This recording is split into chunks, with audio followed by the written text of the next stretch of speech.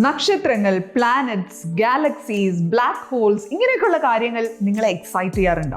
ഇതിനെക്കുറിച്ചൊക്കെ പഠിക്കണം എന്ന് ആഗ്രഹിച്ചിട്ടുണ്ടോ? അങ്ങനെയാണ് എങ്കിൽ നിങ്ങൾക്ക് പഠിക്കാവുന്ന ഒരു കോഴ്സാണ് MSc ഇൻ ആസ്ട്രോഫിസിക്സ്.